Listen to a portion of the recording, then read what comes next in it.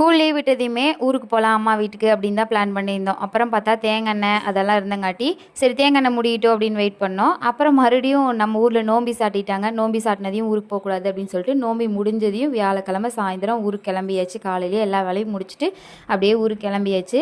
என்னதான் உடுமலைப்பேட்டை டு பொள்ளாச்சி வந்து ஒரு 30 கிலோமீட்டர் அப்படின்னாலும் ஊருக்கு வரும்போது வரும் பாருங்க ஒரு சந்தோஷம். அந்த இதெல்லாம் சரிங்க ஒன்றா கொஞ்சம் முன்னாடி வந்திருக்கணும், இல்லைன்னா கொஞ்சம் லேட்டாக வந்திருக்கணும். 2 கட்ட டைமில் வந்தங்காட்டி பஸ்ஸு போயிடுச்சு. அதனால் 5:30 பஸ் வர வரைக்கும் வெயிட் பண்ணணும்னு சொல்லிட்டு தம்பிக்கு ஐஸ்கிரீம் வாங்கி கொடுத்துட்டு 5:30 மணி வரைக்கும் வெயிட் பண்ணி பஸ் ஏறி வந்தாச்சு. இல்லைன்னா ஒரு 2 கிலோமீட்டர் போல் நடக்கணும், தம்பி தூக்கிட்டு நடக்க முடியாதுன்னு சொல்லிட்டு பஸ்ஸுக்கே வெயிட் பண்ணி வீட்டுக்கு வந்தாச்சு.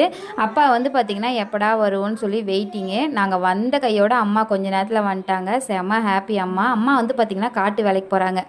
பையை வந்து நாய்க்குட்டி தூக்கிட்டு போயிடுச்சாமா, பை பாரு கிழிஞ்சிருச்சு அப்படின்னு சொல்லி காட்டிகிட்டு இருக்காங்க.